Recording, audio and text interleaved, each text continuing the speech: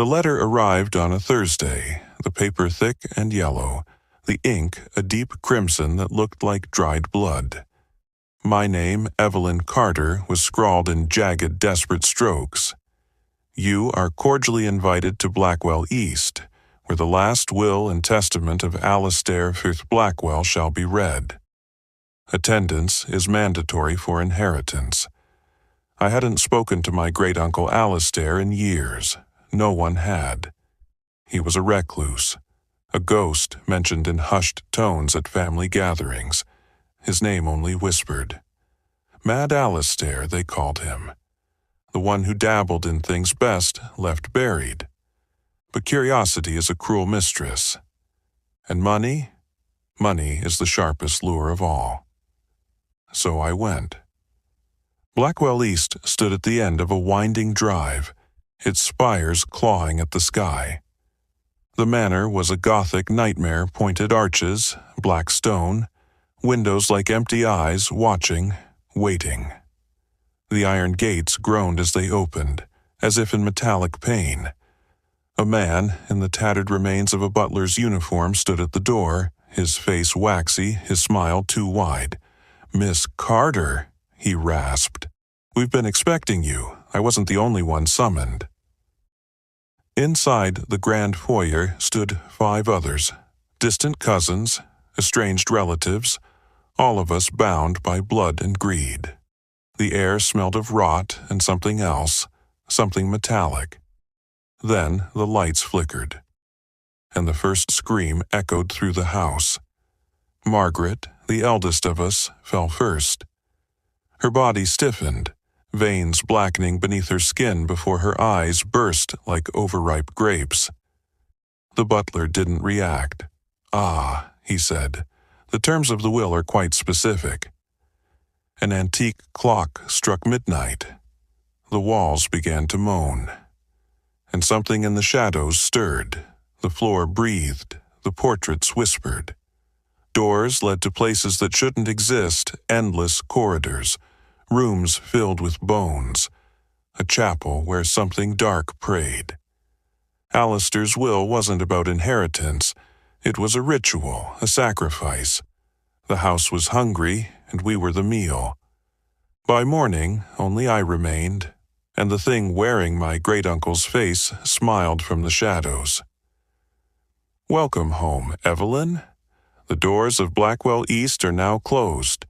The world forgets those who step inside. But sometimes in the dead of night you can hear the house breathe. And if you listen closely..." The car that arrived was a vintage 1930s Rolls-Royce, its interior reeking of spoiled things and something faintly rotten. The driver never spoke, never turned his head. His gloved hands gripped the wheel too tightly.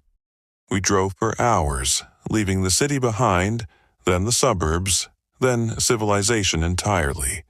The trees grew taller, their branches twisting into each other like skeletal cages. The road narrowed into a dirt path, overgrown with weeds. Then, there it was, Blackwell East. The manor was a Gothic monstrosity, spires like broken teeth, windows like hollow eyes. Vines clawed at its sides, trying to hide the black stains on the stone. The iron gates groaned open, and beyond them stood a courtyard of twisted statues, their faces frozen in silent screams.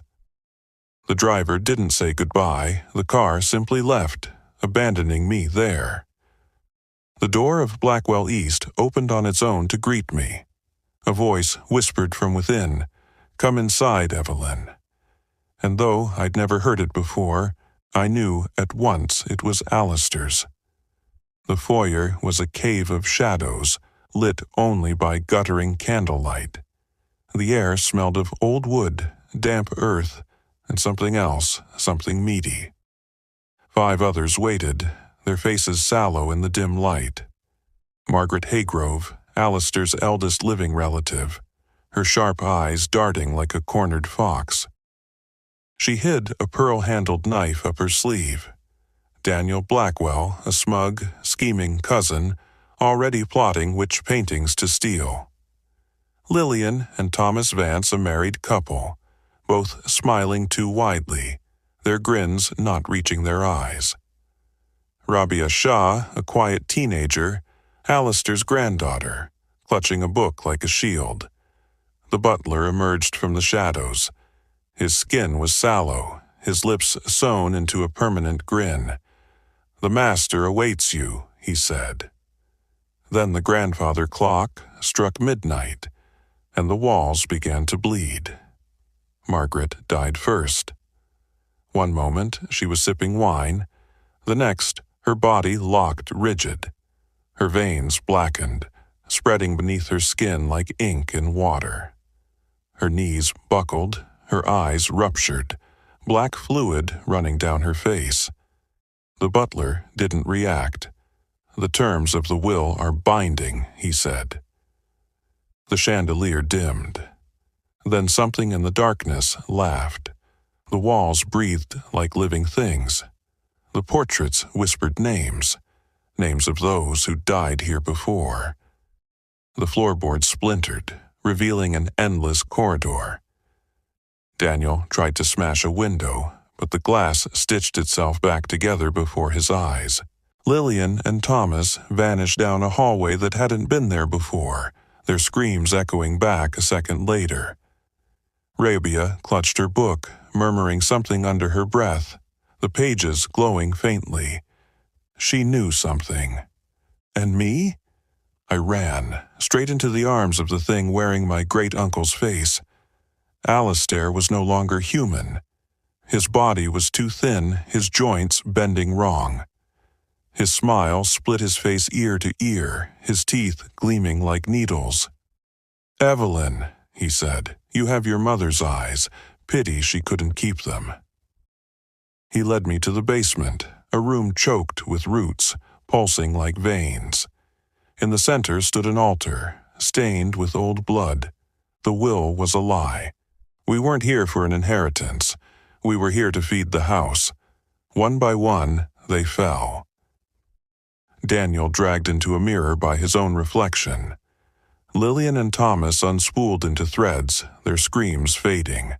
Rabia's book burst into flames, burning her from the inside out. And then it was just me, and Alistair, and the thing beneath the house calling my name. Blackwell East is a chilling Gothic horror tale about greed, curses, and a house that feeds on blood. Evelyn Carter and 5 other unfortunate heirs are lured under false pretenses to a ritual far older than the Blackwell family. One by one, they fall to the house's hunger until only Evelyn remains, bound to the darkness forever. The basement walls breathed. Roots brushed my ankles like living serpents. Alistair's face was just a mask now, something else writhed beneath his skin, something for which a human body was only a temporary vessel. "Do you know why you're the one who survived?" His voice echoed, as if multiple mouths spoke at once. My throat was dry. The air tasted of old blood and rust. "Because you need a living heir." He shook his head, his neck cracking. "Because you have her blood. Your mother tried to hide it.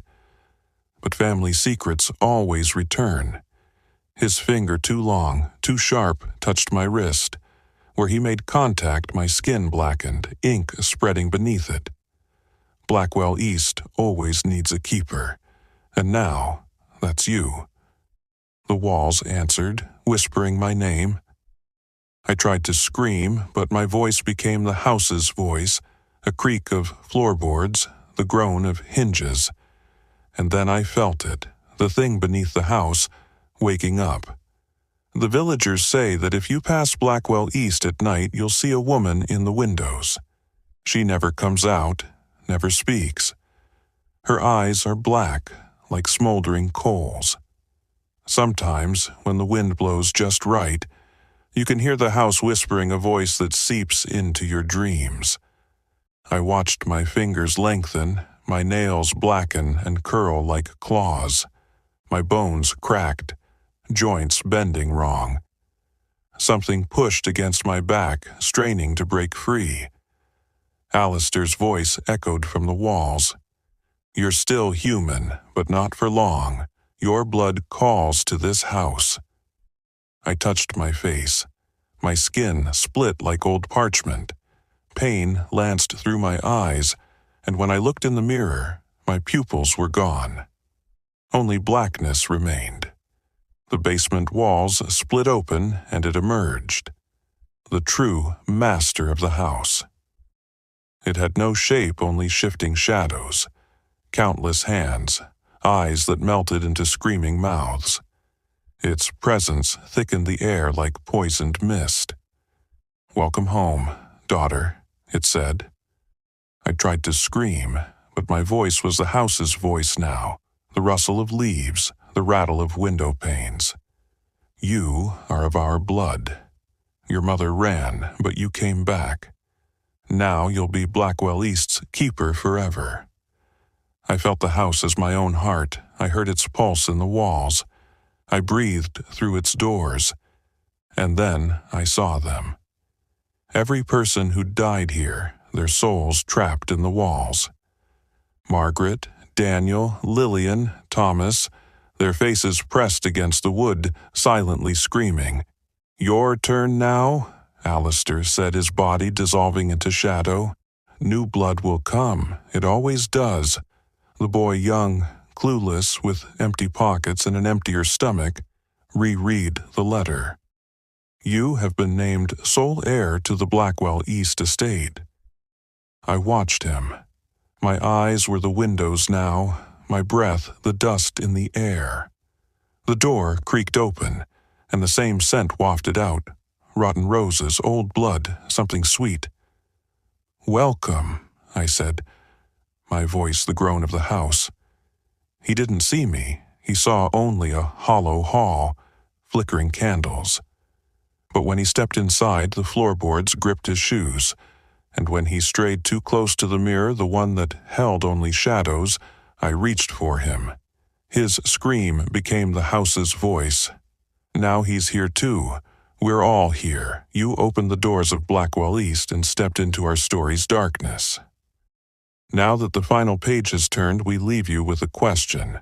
Do you truly believe the house is just a story?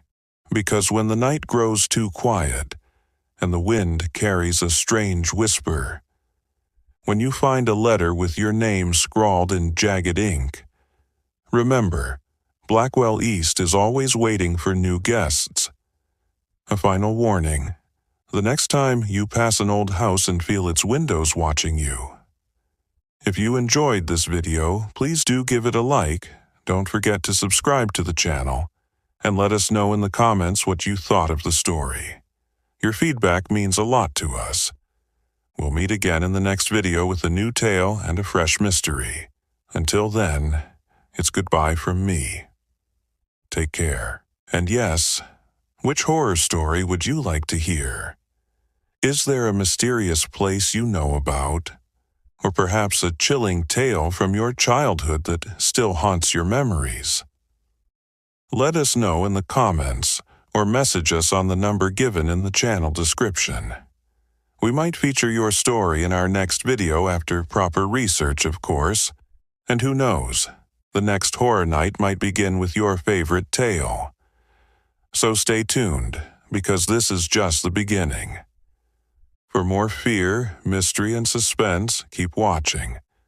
Don't be afraid of the dark. Someone might be watching you.